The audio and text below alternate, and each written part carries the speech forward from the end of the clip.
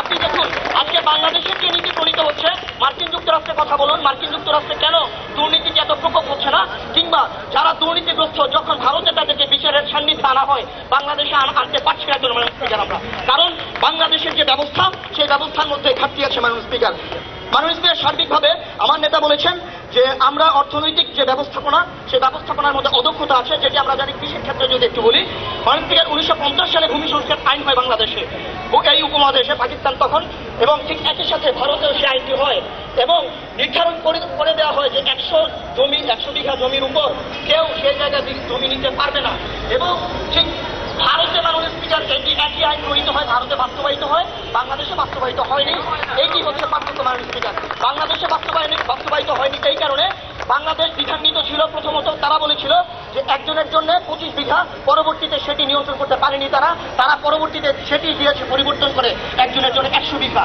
মাননীয় স্পিকার, এই হচ্ছে অর্থনৈতিকভাবে অব্যবস্থাপনার যে জায়গা। মাননীয় স্পিকার, কৃষির ক্ষেত্রে যদি একটু বলি, যে বাংলাদেশে আজকে কেন সার, ডিজেল, এই জায়গায় যে আমরা বলি যে আমরা ভালোভাবে উন্নতি করতে পারছি না, কৃষক তার ন্যায্য দাবি পাচ্ছে না। মাননীয় স্পিকার, আজকে যখন মাননীয় স্পিকার আমরা সিদ্ধান্ত নিতে পারি না যে আমরা কোন জায়গা থেকে অর্থগুলো আনবো, আমরা কি কৃষিতে ভর্তুকি দিব, আমরা কি কৃষি থেকে ভর্তুকির তেল দিব, সার দিব না ডিজেল দিব, সেটি যখন সিদ্ধান্ত নিতে পারি না, সে জায়গায় তো দুর্নীতি হবেই মাননীয় স্পিকার। কারণ আমাদের সিদ্ধান্তের জায়গাতে দুর্বলতা রয়েছে মাননীয় স্পিকার। মাননীয় স্পিকার, তার পরবর্তীতে যদি বলি, তারা গ্যাটকো নাইকোর কথা বলেছে, তারা বলেছে ঋণের কথা।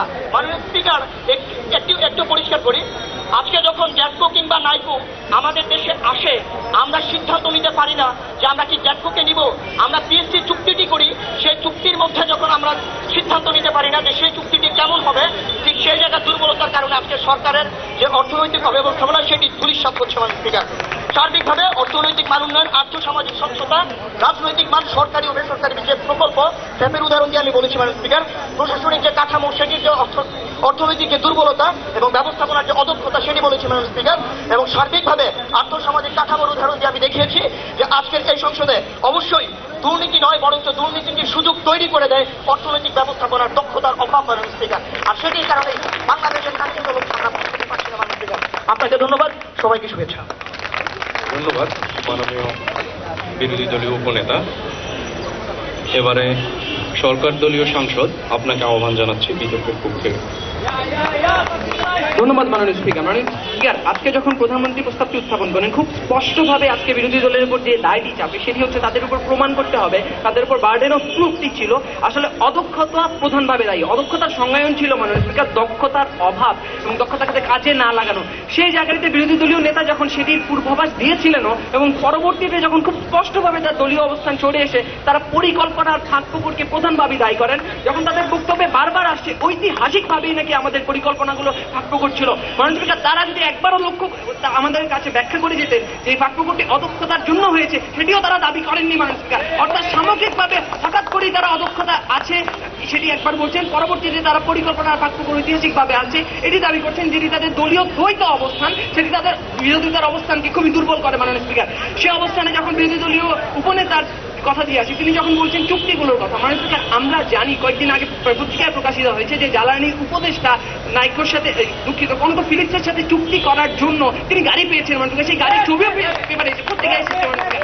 এখন প্রশ্ন হচ্ছে এই যে মাননীয় স্পিকার, আমাদের দল থেকে অত্যন্ত পরিষ্কারভাবে আজকের বিষয়টি বলা হয়েছে এবং শেষ মুহূর্তে এসে আমার দলের মাননীয় উপনেতা এটি পরিষ্কার করেছেন যে আজকে যখন দক্ষতার অভাব থাকছে, ঠিক তখন পরিকল্পনাগুলোর মধ্যে মাননীয় স্পিকার ফাঁকফোকর থাকে এবং যার কারণে দুর্নীতি হয় এবং যার কারণে মাননীয় স্পিকার আজকে আমরা আমাদের কাঙ্ক্ষিত লক্ষ্যে পৌঁছাতে পারি না। মাননীয় স্পিকার, তিনি আমাদের বিস্কট করছেন।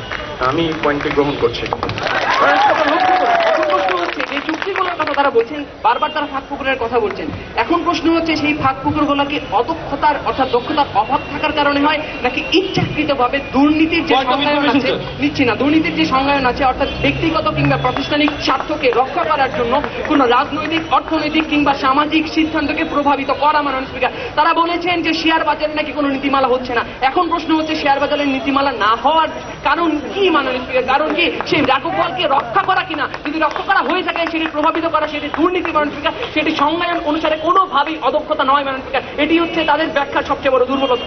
লক্ষ্য করুন মাননীয় স্পিকার, নিচ্ছি না, পরে নিচ্ছি। মাননীয় স্পিকার লক্ষ্য করুন, আজকে যখন তারা তাদের উপর দায় চাপে যে অর্থনৈতিক ব্যবস্থাপনার অদক্ষতা, সেটি ব্যাখ্যা করতে গিয়ে যখন শুরু থেকেই বিরোধী দলীয় নেতা নির্বাচনী পরিকল্পনার কথা বলেন, কেন আমরা তত্ত্বাবধায়ক সরকার কিনা, এটি মাননীয় স্পিকার অর্থ সংক্রান্ত সব ধরনের নীতি নির্ধারণ যেটি অর্থনৈতিক ব্যবস্থাপনার সংজ্ঞায়ন হচ্ছে সেটির সাথে যায় না মাননীয় স্পিকার। সেটিকে তিনি দায়ী করতে চেয়েছেন সেটি নাকি আপনার উন্নয়নের পথে বাধা, অর্থাৎ উন্নয়নের যে প্যারামিটারগুলো আমরা দিয়েছি সেই প্যারামিটারের পথে নাকি বাধা। অর্থাৎ মাননীয় স্পিকার তিনি একবার বলছেন যে অদক্ষতা সেটি অর্থনৈতিক পরিকল্পনা এবং বাস্তবায়নের ক্ষেত্রে, পরবর্তীতে তারা বলছেন হ্যাঁ, মাননীয় স্পিকার তিনি অর্থনৈতিক ব্যবস্থাপনা সংজ্ঞায়ন করেছেন এবং একই সাথে উন্নয়নের ক্ষেত্রে রাজনৈতিক এবং গণতান্ত্রিক নানান প্যারামিটার তিনি ব্যাখ্যা করেছেন।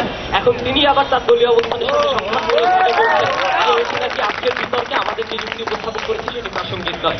মাননীয় বিরোধী দলীয় নেতা, আমি পয়েন্টটি গ্রহণ করছি এবং সরকার দলীয় সংসদ আপনার কাছে অনুরোধ, আপনি আপনাদের যে কৌশল রয়েছে সে জায়গায় দাঁড়িয়ে বিতর্কটি করবেন।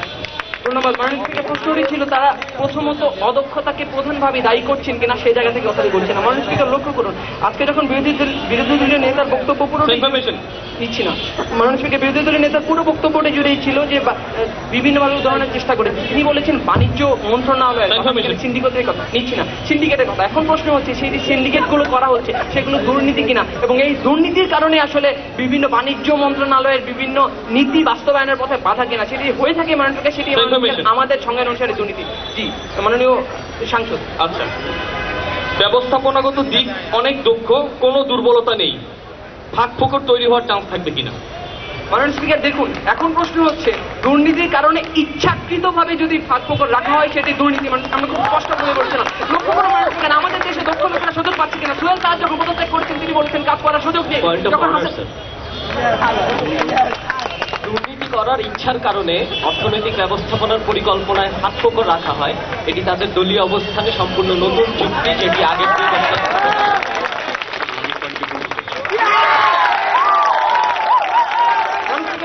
আমরা যখন যে কথাগুলো বলছি, অর্থাৎ সোহেল তাজের কথা বললাম, মাননীয় স্পিকার যখন আমাদের সেই জায়গায় দুদকের থেকে হারুন রশিদকে কেন সেই জায়গা থেকে পদত্যাগ করতে হয়েছে মাননীয় স্পিকার, যখন সরকারের বিভিন্ন প্রজেক্টের কথা চলেছে সেটি সামগ্রিকভাবে আমাদের অর্থনৈতিক অর্থ সামাজিক নিচ্ছি না, অর্থ সামাজিক উন্নয়নের পথে বাধা কেনা সেগুলো কথা বলেছি। আমরা সড়ক ও জনপথে বিভিন্ন দুর্নীতির কারণে আমাদের দেশের অর্থ সামাজিক উন্নয়ন বাধাপ্রাপ্ত হচ্ছে সেটির কথা বলেছি। মাননীয় স্পিকার লক্ষ্য করুন, দুর্নীতির কারণে প্রতি বছর আমাদের দেশে খরচ, আমাদের ক্ষতি হচ্ছে ৬,৭৯৬ কোটি টাকা, যেটির বিনিময়ে মাননীয় স্পিকার 500 মাইল রাস্তা হতো, যেটির বিনিময়ে সেটি হওয়ার পরে আমাদের অর্থ সামাজিক জীবনের উন্নয়ন হতো। নিচ্ছি না, জীবন অবশ্যই যান। সেটির মাধ্যমে আমাদের অর্থ সামাজিক জীবনে আরো উন্নতি হতো, সেটির মাধ্যমে সেই টাকার মাধ্যমে 8,000 হসপিটাল করা যেত। এই জায়গাগুলো সামগ্রিকভাবে আমাদের উন্নয়নের প্যারামিটার সাথে যায় এবং এই জায়গাগুলোতে মূলত দুর্নীতি আমাদেরকে বাধাগ্রস্ত করছে। কোনোভাবেই তাদের জন্য প্রমাণ করা হয়নি কিভাবে অদক্ষতা এবং পরিকল্পনার কাজ করে থেকে তারা সম্পৃক্ত করেননি। সেটি বিরোধী দলের সবচেয়ে বড় দুর্বলতা ছিল। সরকারি দল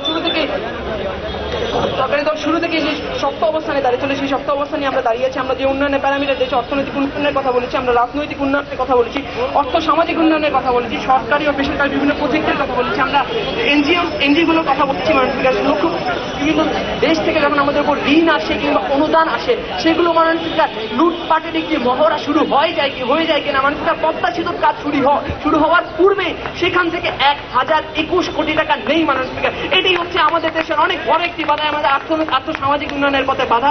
এটি মাত্র স্পিকার আমাদের কাঙ্ক্ষিত উন্নয়নের পক্ষে আমাদেরকে পৌঁছতে দেয়নি। লক্ষ্য করেন, আমরা আমলাতান্ত্রিক ও প্রশাসনিক স্বচ্ছতার কথা বলেছি, এই জায়গাগুলোতে স্বচ্ছতা হচ্ছে না, কারণ হচ্ছে দুর্নীতি। মাননীয় স্পিকার আমরা জানি আমাদের দেশের সবচেয়ে শিক্ষিত এবং দক্ষ মানুষরা সচিবালয়ে বসে এবং সেই জায়গাতে অনেক বেশি বিখ্যাত একটি জায়গা। মাননীয় স্পিকার এই উদাহরণস্বরূপ প্রসঙ্গগুলোর মাধ্যমে সরকারি দল খুবই শক্ত একটি অবস্থানে দাঁড়িয়ে আছে, সেটি হচ্ছে অর্থনৈতিক অব্যবস্থাপনা নয় অথবা ব্যবস্থাপনার অদক্ষতা নয়। মাননীয় স্পিকার দুর্নীতি প্রধানত বাংলাদেশকে তার কাঙ্ক্ষিত লক্ষ্যে পৌঁছতে দেয়নি। ধন্যবাদ।